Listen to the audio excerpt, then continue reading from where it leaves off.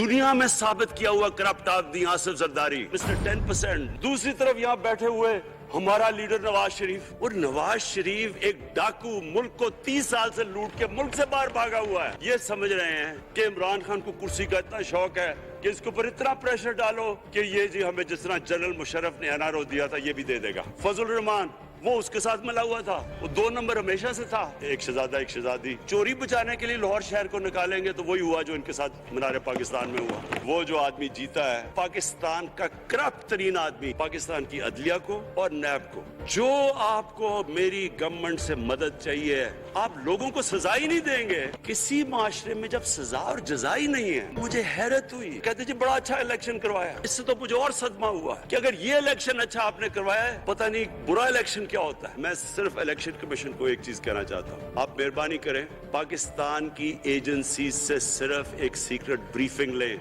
इनको अंदाजा होगा कितना पैसा चला इस इलेक्शन के अंदर। बिस्मिल्लाहिर्रहमानिर्रहीम, अस्सलाम वालेकुम। मैं हूं मोहम्मद उस्मान, आप देख रहे हैं प्रोग्राम हरफराज और मकबूल जान के साथ। वज़ीर-ए-आज़म इमरान खान साहब की वोट ऑफ कॉन्फिडेंस लेने के बाद कॉन्फिडेंस से भरपूर तकरीर आपने सुनी। उनकी तकरीर के बाद हालात की संगीनी का अंदाज़ा बखूबी किया जा सकता है कि आने वाले दिनों में सियासी माहौल किस तरीके से गर्म हो सकता है और अपोजिशन का जवाबी वार क्या होगा। वज़ीर-ए-आज़म की जानिब से सियासी क़यादत के ख़िलाफ़ इतनी सख्त बातें क्या माहौल पैदा करेंगे इस मुल्क के ऊपर, और जो इल्ज़ामात लगे हैं इलेक्शन कमीशन पर उसके हवाले से आने वाला मंजरनामा क्या हो सकता है, इस पर करेंगे बात। और यही है आज का हमारा मौजू, और प्रोग्राम के अंदर जिक्र करेंगे अफ़गानिस्तान के हवाले से एक अहम डेवलपमेंट का और आज होने वाले औरत मार्च का भी। लेकिन बढ़ते हैं अपने पहले मौजू की जानिब। और यह साहब जो कुछ भी हुआ, वज़ीर आज़म साहब ने एतमाद का वोट लिया, उसके बाद जिस तरह उन्होंने पहले तकरीर की, उसके बाद जो एतमाद का वोट लेने के बाद तकरीर की, लग इस तरह रहा, और उसके बाद जो पार्लियामेंट हाउस के बाहर जो अपोजिशन के लीडरों के साथ हुआ, इससे बखूबी अंदाज़ा लगाया जा सकता है कि आने वाले दिन और कितने सियासी माहौल के हवाले से, सियासी मैदान के हवाले से गर्म होंगे, और इमरान खान साहब के लिए जो चैलेंजेस हैं क्या ख़त्म हो गए या और बढ़ने वाले हैं। देखिए, ये जो पूरा हफ्ता 1.5 हफ्ता गुजरा है ये बड़ा हंगामा खेज और तकलीफ दे हल्का था।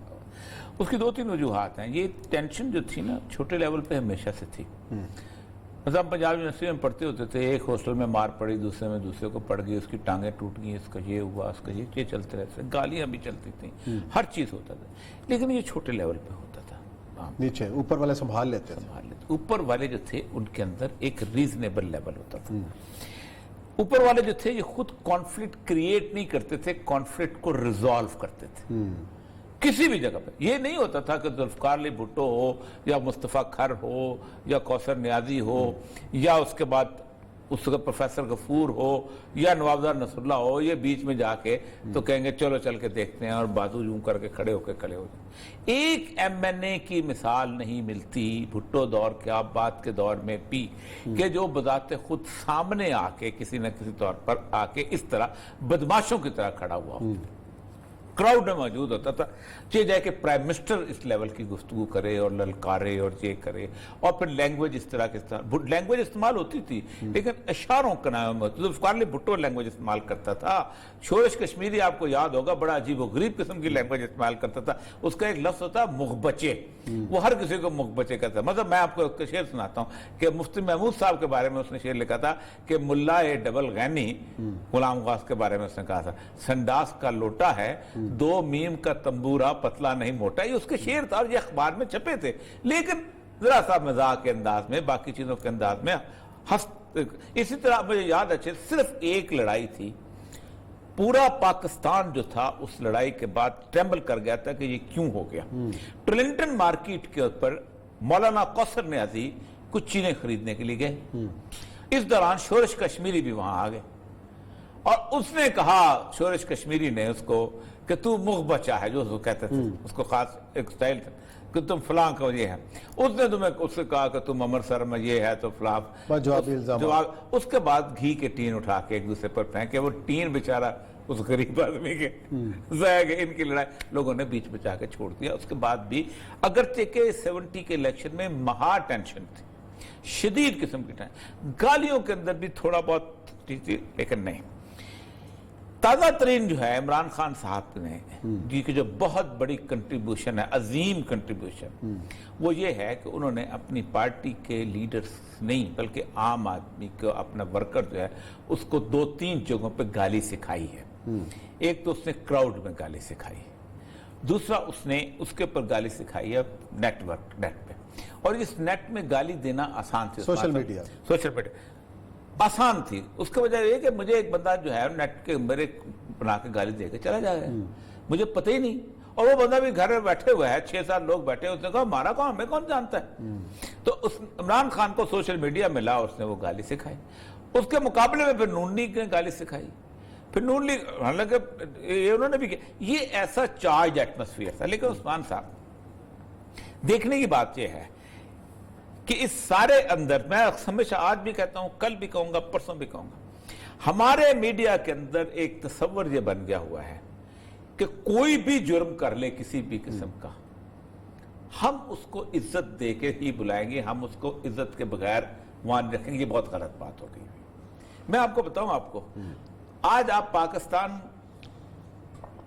کے کسی اس بندے کا نام لیں جس کے بارے میں آپ کو کہا جائے اس کو نہیں بلایا جائے، کہا جاتا ہے، ظاہر بات ہے، کون نہیں کرتا، میں کھل کے بولتا ہوں، آپ اس کو نہیں بلاتے۔ کیوں نہیں بلاتے؟ کہ پاکستان کی اساس کے بارے میں خلاف بات کرتا ہے، جس کی بین ہو جاتا ہے۔ ایک براہ راست بین ہوتے ہیں، ایک نہیں بین ہوتے ہیں۔ مطلب ان الیکشنز کے اندر 3-4 چیزیں بڑے عجیب و غریب مجھے ہوئی، جس سے مجھے ذاتی طور پہ دکھ ہوا۔ پہلا دن، اس دن دکھ شروع ہوا تھا جب یوسف رضا گیلانی صاحب کو ایک امیدوار کے طور پر پیش کیا گیا تھا۔ یوسف رضا گیلانی کے سارے گناہ معاف کر دو، سارے گناہ معاف کر دیے جائیں، خط نہیں لکھا، سرزداری پارٹی لیڈر تھی، سب کچھ ہے، ہر چیز کو ٹھیکہ لیا ہوگا، کچھ لیا ہوگا، گھر بنایا ہوگا، سارے گناہ معاف کر دیں۔ ایک گناہ ان کا ایسا ہے کہ اگر وہ چنگیز خان کے وزیر اعظم ہوتے، فرعون کے وزیر اعظم ہوتے، نمرود کے وزیر اعظم ہوتے، ہلاکو کے وزیر اعظم ہوتے، لیکن اگر کسی وزیر اعظم کی بیوی کا ہار لے کے اپنی بیوی کو دے دیتے، وہ زندہ دفن کر دیتے۔ یہ بہت بڑا جرم ہوتا ہے، پوری اینلز میں جرم رہا ہے، ہیومن ہسٹری میں یہ جرم رہا ہے کہ آپ ایک special envoy of the country آتا ہے، لیکن ہمارا ہیرو ہے نا، ہم تو کچھ نہیں کہہ سکتے اس کو، اور آج بھی، لیکن ہم نے اس کو کہہ دیا کہ چلو ٹھیک ہے، آج ہمارا ہیرو ہے، وہ جیتا۔ دوسرا، مجھے بڑی سطحیت کا بڑا لگا، حفیظ شیخ ہارا ہے، کسی شخص نے کوئی تبصرہ کرنے کی کوشش نہیں کی کہ کیوں ہارا ہے۔ جو شخص آصف زرداری سے 2003 میں اس کو لے کے آتا ہے اور کینڈیڈیٹ بناتا ہے، وہی آصف زرداری دوبارہ جس نے زندگی میں ہار کبھی دیکھی نہیں، جو شخص پاکستان کا وہ بیرومیٹر ہے کہ جب پاکستان ڈوبنے لگتا ہے تو کہتے ہیں حفیظ شیخ کو بلا لو، اور آج نہیں گزشتہ 20 سال سے رہا ہے۔ مشرف کے زمانے میں آپ پہلے سندھ گورنمنٹ میں آیا، پھر مشرف کے زمانے میں آیا، پھر پیپل پارٹی کے 2 زمانوں میں آیا، پھر اس کے بعد یہاں پر آیا۔ نواز شریف کا اور مسئلہ تھا، اس میں اور معاملات میں اس کے بدل مل جاتے۔ اس شخص کیوں ہارا؟ کسی نے کوئی ڈیپ انالیسس کرنے کی کوشش نہیں کی۔ یہ ہماری سطحیت کا عالم ہے کہ بنیادی طور پر معاملہ بالکل اس کے مختلف ہو چکا ہوا ہے۔ کسی نے یہ نہیں سوچا کہ گزشتہ کافی عرصے سے گوادر کے اندر جو ایک کام رکا ہوا تھا وہ کیوں رکا ہوا تھا۔ کسی نے یہ نہیں سوچا کہ رزاق داؤد اور یہ گینج بن رہا تھا کیوں۔ کسی نے یہ نہیں سوچا کہ آپ کو یہ کہا جو جاتا تھا کہ آپ نے فیٹف کا ہوا کریٹ کر کے چائنیز کو روکا ہوا ہے، یہ کیوں روکا ہوا ہے؟ آپ فیٹف کا ایک غلط نام استعمال کر کے پاکستان کے اندر سی پیک کے معاملے میں یہ صورتحال تھی۔ یہ فی شیخ نے روکا ہوا تھا؟ سر میسیج دیا جانا۔ اچھا سر میری بات سنیں، ٹھیک ہے جاری نہیں ٹھیک نہیں، مطلب یہ ہے کہ ہوتا یہ ہے کہ باہر چوکیدار کو 2 مکے مار کے چلے جاتے ہیں، ٹھیک ہے، تو مالک کو پتہ چل جاتا ہے کہ بھائی چوکیدار مکے بچ گئے تو مکے مجھے۔ اب یہ ہے کہ ہم خان صاحب کی تقریر اب اٹھائیں، کیا یہ ایک ووٹ آف کانفیڈنس لینے والے بندے کی تقریر ہے؟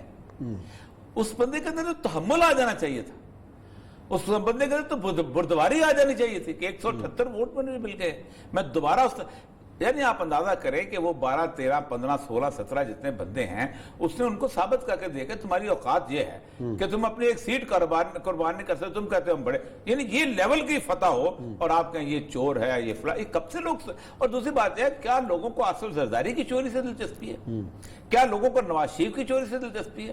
لوگوں کو ڈے ٹو ڈے بزنس سے دلچسپی ہے بھائی. 500 روپے کلو مرغی ہو گئی ہے ہر جگہ، دودھ کی قیمتیں کہاں جا رہی ہیں؟ آپ کا ایفیکٹونیس، آپ کے لا اینڈ آرڈر کی حالت یہ ہے کہ آپ تقریر کر رہے ہیں، آپ تقریر کر رہے ہیں اور باہر آ کے آپ کے ہاں آپ کے بھی بندے، یعنی آپ آج تک سلیکشن کمیشن تو کہتے ہو، آپ اس ڈپٹی کمشنر کو سسپینڈ کیوں نہیں کیا جہاں اس نے، میں اگر ہوتا میں کان سے پکڑ کے پی ٹی آئی والوں کو بھی نکالتا اور کان سے پکڑ کے شاہد خان غازی کو نکالتا، اس لیے کہ سیکشن 144 کا اختیار ڈی سی کے پاس ہے، عمران خان کے پاس نہیں ہے. لا اینڈ آرڈر کی ذمہ داری ڈی سی کی ہے، شیخ رشید کی نہیں ہے. ڈی سی کے اوپر قانون میں سارے لے مین ہیں، عام آدمی ہے. وزیر اعظم پاکستان کے اندر ایک عام آدمی ہے قانون کی نظر میں، جہاں تک لا اینڈ آرڈر کا تعلق ہے. شیخ رشید ایک عام آدمی ہے، سیکرٹری داخلہ ایک عام آدمی ہے، ایون کمشنر اسلام آباد ایک عام آدمی ہے. ڈپٹی کمشنر اسلام آباد کے پاس سیکشن 144 ہے، کہتا یہاں مسئلہ ہونے والا ہے، شاہد خان عباسی صاحب آپ نکلو، آپ یہاں نہیں کر سکتے. ان کو کہتا ہے لا اینڈ آرڈر کا مسئلہ ہوتا ہے، کسی کے باپ کے تم نعرے لگانے ہیں، جاؤ جا کے وہاں بنی گالا میں لگاؤ. آپ نے آج تک ایکشن لیا، آپ تھبکیاں دیتے پھرتے ان کو. آپ ڈی سی اسلام آباد موجود کیوں ہے اس وقت تک؟ اگرچہ ہمارا دوست ہے اور ہمارے روز اپنے وہ کامیابی کا وہ بھی بھیجتا پھرتا ہے کہ میں نے یہ کر دیا تو میں نے یہ کہا. او بھائی تم 2 منٹ کی بات نہیں سنبھال سکے. اور پھر جو سر چہرے دیکھیں، وہ تو چلو پی ٹی آئی کے 2 نمبر لوگ تھے، جو آپ نے ایکس پرائم منسٹر ہو کے جس طرح آپ نے بازو اٹھائے اور آپ نے ادھر سے اور پھر سے شہباز گلہ، یار اتنی مایوسی ہوتی ہے، اتنی مایوسی ہوتی ہے. وہ تو معاملہ اس طرح کا. اور آج شیخ رشید صاحب کہتے ہیں میں کنڈیم کرتا ہوں، کنڈیم تو ہے، کنڈیمنیشن سے کیا ہوتا ہے؟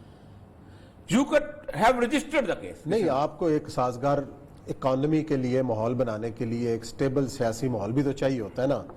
اب 1.5 سال رہ گیا ہے یا 2.5 سال رہ گئے ہیں جتنے بھی، مجھے لگتا ہے اس کے اندر آپ کیا کریں گے؟ سر آپ کبھی خان صاحب کا ووٹر جو ہے نا، میں آخری بات کر رہا ہوں، میں ایک چھوٹی عباس اطہر مرحوم جو ہے نا، یہ آصف زرداری کے پاس گئے اور آصف زرداری سے کہا کہ آپ کا میڈیا مینجمنٹ بڑی خراب ہے، آپ اس کو کچھ ٹھیک کریں. تو آصف زرداری نے عباس اطہر صاحب کو کہا کہ عباس اطہر صاحب آپ پیپلز پارٹی کے ورکر کو نہیں جانتے، میں اندر اگر کچھ اور بھی کر رہا ہوں گا نا تو باہر یہ کہیں گے کہ آصف زرداری تہجد پڑھ رہا تھا. یہی عمران خان کو غلط فہمی ہو گئی، یا وہ پیپل پارٹی پنجاب سے صفایا ہو گیا تھا اسی تہجد کے چکر میں. ٹھیک ہے، اسی طرح عمران خان کا بھی صفایا ہو جائے گا، ان کو اندازہ نہیں ہے. چلیں جی بریک لیتے ہیں، بریک کے بعد آئیں گے اور پروگرام کا سلسلہ جاری رکھتے ہیں.